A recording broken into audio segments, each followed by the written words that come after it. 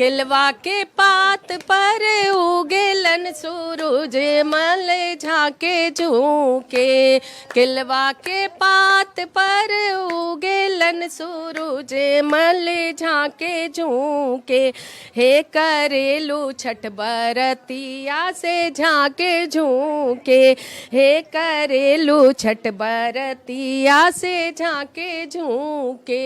हम तो से पूछी बरतिया ए बरतिया से केकरा ला। तेज गाइए आप लोग। हम तो से पूछी बरतिया ए बरतिया से केकरा लागी। हे करेलू छठ बरतिया से केकरा लागी। हे करेलू छठ बरतिया से केकरा लागी। हम रोजे स्वामी हाँ तो हने ऐसन स्वामी से उनके लागी। हम रोजे स्वामी तो हने ऐसन स्वामी से उनके लागी। हे करेली छठ बरतिया से उनके लागी। हे करेली छठ बरतिया से उनके लागी।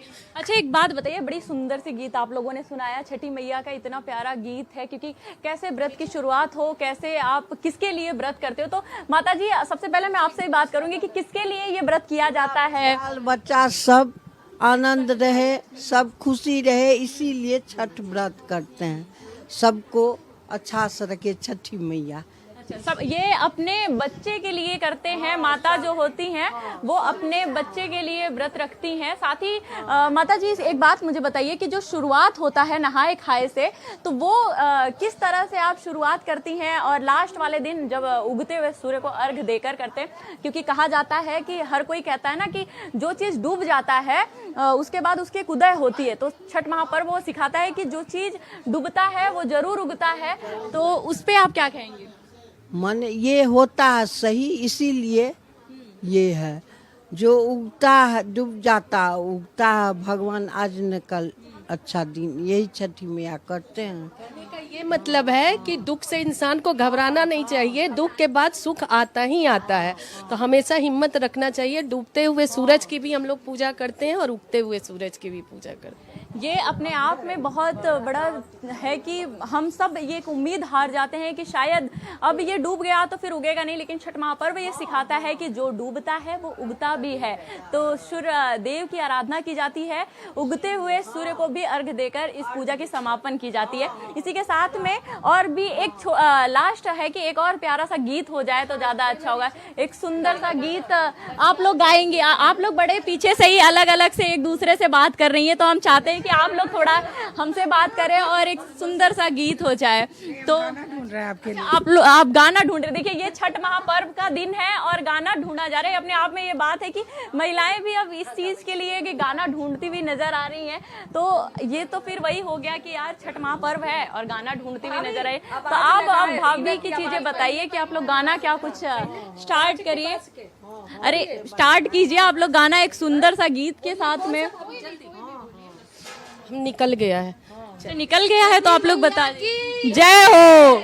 कांच ही बास के बहंगिया, बहंगी लचकत जाए, बहंगी लचकत जाए।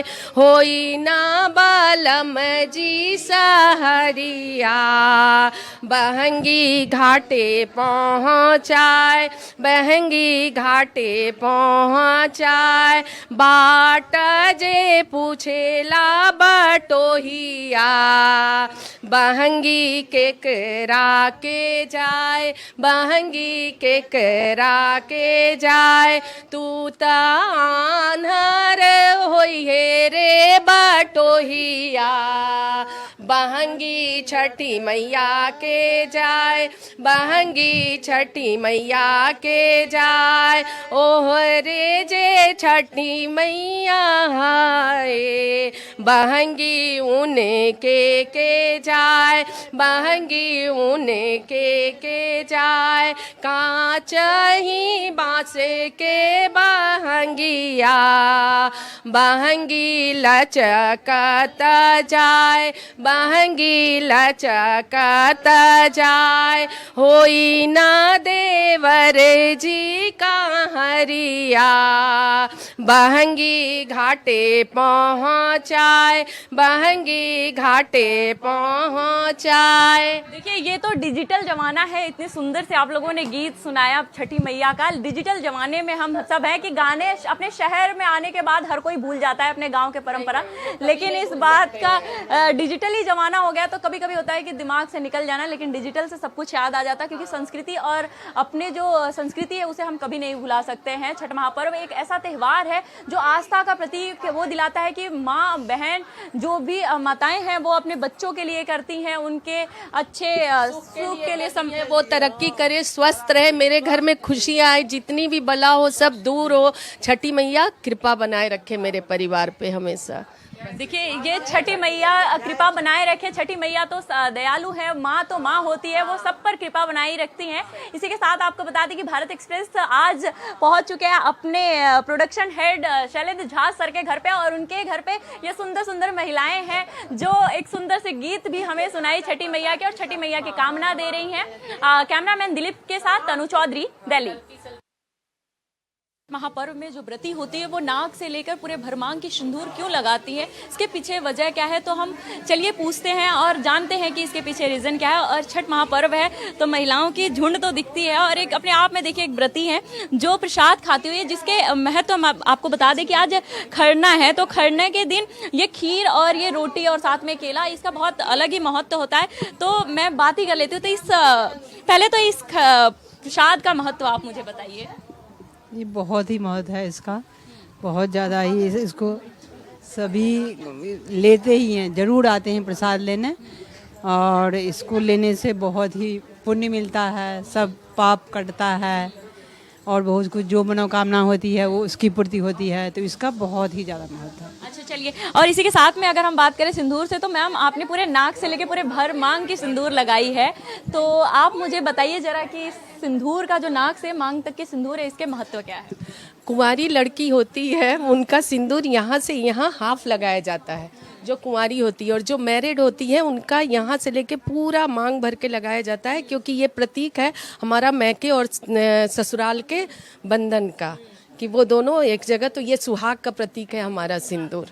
पूरे सुहाग का प्रतीक जो होता है वो भरमांग की सिंदूर, जैसा इन्होंने कहा, तो कुंवारी लड़कियां बस यहाँ तक लगाती हैं, लेकिन जो मैरिड है वो पूरे मांग भर के यहाँ से लेके पूरे यहाँ तक पूरे मांग भर के लगाती हैं सुहागन। अच्छा, तो ये बात मुझे बताइए, आज खरना का दिन है तो किस तरह से पूड़ी सब्जी खीर वो सारी चीज़ें बनाई गई हैं। सबसे महत्वपूर्ण आपको बता दें कि खीर जो होता है वो नए गुड़ और चावल का बनता है, तो मैं पूछती हूँ किस तरह से इसका विधि कैसा है, आपने कैसे चीज़ों को?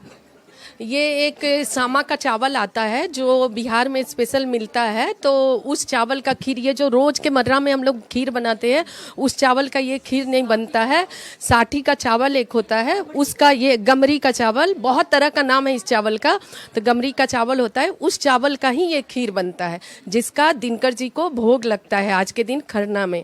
और रोटी या सोहारी बोलिए वो बनता है, वो छोटा छोटा तवे पे ही उसको फुला के और उसको घी लगा के, तो खीर रोटी और केले और सूखे मेवे का आज भोग लगता है खरना के दिन। चलिए, माता जी भी हैं, तो कब से आप लोग छठ महापर्व मनाती हैं और बिहार में तो किस तरह से इसका विधि है? बहुत विधि है, बहुत अच्छा से मनाया जाता है। सूर्य को अर्घ दिया जाता है और लास्ट दिन उगते हुए सूर्य को अर्घ देकर इसकी समापन होती है। इसी के साथ में हम आ चुके हैं सर के घर पे। तो सर आप मुझे बताइए कि छठ महापर्व की जो उद्देश्य है वो क्या है?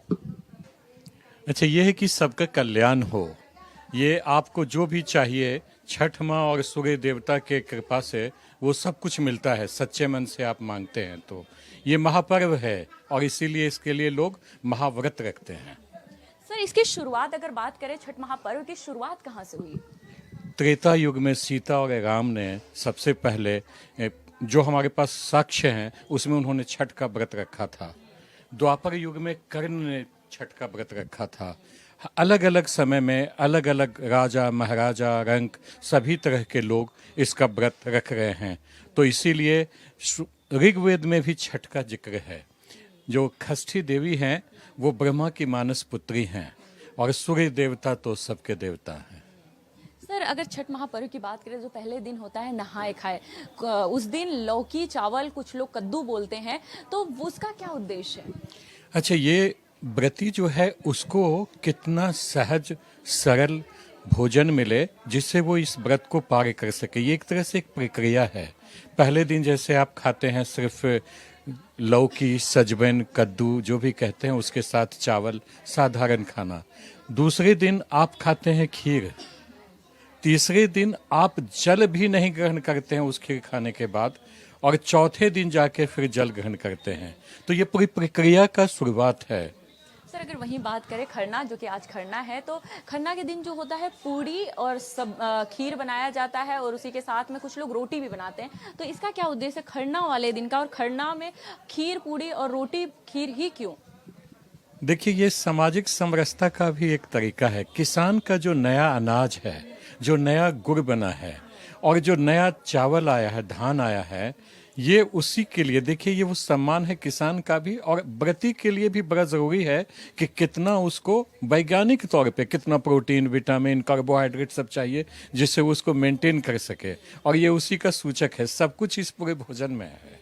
सर, लास्ट सवाल मेरा यही है कि छठ महापर्व की जो शुरुआत होती है और अंत होता है सूर्य डूबते हुए, जब उनकी शुरुआत करते हैं और उगते हुए सूर्य को अर्घ देकर इसका समापन करते हैं। कुछ लोग कहते हैं ना कि जिसका उदय होता है उसका अस्त होता है, लेकिन छठ महापर्व ये सिखाता है कि जिसका उदय होता है उसका अंत भी जरूर होगा। तो इसे लेकर आप क्या कहेंगे?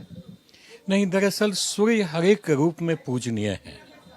यह अस्ताचलगामी सूर्य हो या उदयगामी सूर्य हो, तो ये हमें यह सिखाता है कि पूजनीय किसी भी स्थिति में कोई भी देवता है, ये इससे मतलब नहीं है। और ये एक बहुत बड़ा संदेश देता है कि मान लीजिए कि कोई किसी का स्थिति नहीं भी ठीक है और तब आप उसको निष्कासित कर देते हैं जिंदगी से, वो नहीं है। यह बहुत बड़ा संदेश है कि जो अस्ताचलगामी सूर्य है, यहीं से सूर्य की पूजा शुरू होती है और उदयाचलगामी सूर्य की पूजा से इसका अंत होता है। तो हमें यह बहुत बड़ा सबक देता है जिंदगी में कि कैसे हम लोग उस अस्ताचलगामी कोई देवता या आपके जो भी लोग हों, जिनको भी आप आराध्य मानते हों, उनकी भी उपासना उतनी ही आप भक्ति से करें जितनी उपासना आप उदयाचल या जो अपने चरमोत्कर्ष पे हैं उस समय उनका करते हैं। सर, एक और सवाल है कि छठ महापर्व की जो विधि विधान है वो जरा मुझे बताइए आप। आपने पहले ही कहा था कि पहले दिन बड़े ही निष्ठा से जो व्रती हैं वो पहले नहा धोआ के साफ होके, उसके बाद, क्योंकि छठ में सबसे बड़ा ध्यान रखना होता है शुचिता, मन की शुचिता, सोच की शुचिता, आपके व्यवहार की शुचिता, आपके खान पान की शुचिता। इसीलिए अगर आप जो क्लीनलीनेस ड्राइव देखते हैं, क्लीनिंग ड्राइव देखते हैं, छठ वो सबक सिखाता है। लोग ना आसपास चारों तरफ सफाई करते हैं, अंदर की सफाई भी हो, बाहर की सफाई भी हो, ये बड़ा जरूरी है। हर एक पर्व में ना एक ये सब एक सज होता है, तो पहले वो ध्यान रखते हैं। उसके बाद भोजन भी उतना ही सरल सहज प्राकृतिक हो। तो वो नहाए खाए वाला जो है, जो कि नहाए माने वो शुचिता के लिए ही है, बाह्य और अंतर दोनों, और उसके बाद भोजन भी उतना ही शुचितापूर्ण होता है। तो ये पहला दिन होता है। मैंने पहले ही कहा कि ये प्रक्रिया है और प्रक्रिया का प्रारंभ इससे होता है। दूसरे दिन जो खरना है, जो व्रती है, वो पहले दिन जो नहाए खाए की है, इसके बाद ये दूसरे दिन वो कभी भी और नहीं कुछ खा रही होती है। वो फिर सूर्यास्त के बाद जो षष्ठी देवी और सूर्य देवता की पूजा आप सामने देख ही गए हैं कि उनकी पूजा होती है, सूर्य देवता सामने हैं और षष्ठी देवी मन में रहती हैं। षष्ठी देवी क्योंकि मानी जाती है कि संतान की देवी है, जो संतान के कष्ट हरती है, संतान देती है, या हर एक तरह के रोग और कितने भी तरह के कष्टों का निवारण करती है। तो उनकी पूजा करती है और पूजा के बाद आप देखिएगा कि हर एक जाति के लोग, हर एक वर्ग के लोग इसमें आते हैं, उनको प्रसाद दिया जाता है। फिर तीसरे दिन आपने कहा ही था कि अस्ताचलगामी जो सूर्यास्त हो रहे सूर्य की उपासना करते हैं वो जल में रह के करते हैं। आप देखिएगा कि वेदों में कई धार्मिक ग्रंथों में उल्लेख है कि बड़े बड़े राजा महाराजा कर्ण जैसे महादानी ये जल में रहकर सूर्य को अर्घ्य देते थे। इसका भी एक विशेष मंत्र है। सर वो मंत्र जरा एक वर्ड में बताएं तो ज्यादा। एक वर्ड नहीं, अगर मैं आप कहें तो इस मंत्र को मैं पढ़ूं क्योंकि ये मंत्र बहुत ही महत्वपूर्ण है। ओम ऐहि सूर्यं शस्त्रांशो तेजो रासे जगतपते अनुकंपयामं भक्त्या गृहनारधारे दिवाकर ओम ह्रीं ह्रीं सूर्याय सहस्रकिरणाय मनोवांछित फलम देहि देहि स्वाहा। इसी मंत्र से सूर्य को अर्घ्य देते हैं और जो मनवांछित फल है उसकी कामना करते हैं।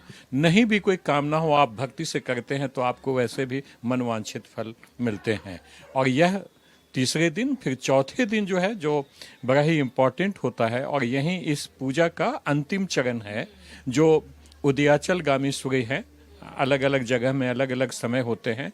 अब तो लोग स्विमिंग पूल से लेके टब और समुद्र और नदी सभी जगह करते हैं। गंगा नदी का छठ सबसे महत्वपूर्ण है, इसलिए बिहार और जो पूर्वांचल उत्तर प्रदेश है वहाँ ये सबसे ज़्यादा है। लेकिन अब बिहार से ही तो शुरुआत हुई है सर, मिथिला से ही शुरुआत, जी जी बिल्कुल एकदम, जहाँ पे सीता माता ने पहले किया था। जी एकदम। और अच्छी बात यह है कि इसे खाली महिलाएं नहीं रखती हैं, इसे पुरुष भी उतना ही करते हैं, वो भी व्रत रखते हैं। लोग समझते हैं कि महिलाओं का है, हमें भी लगता था कि सारा व्रत महिलाओं के लिए क्यों, लेकिन नहीं, इसे पुरुष ही करते हैं। और बहुत जगह तो पुरुष को ही कहा जाता है कि आप हमारे बदले में करेंगे।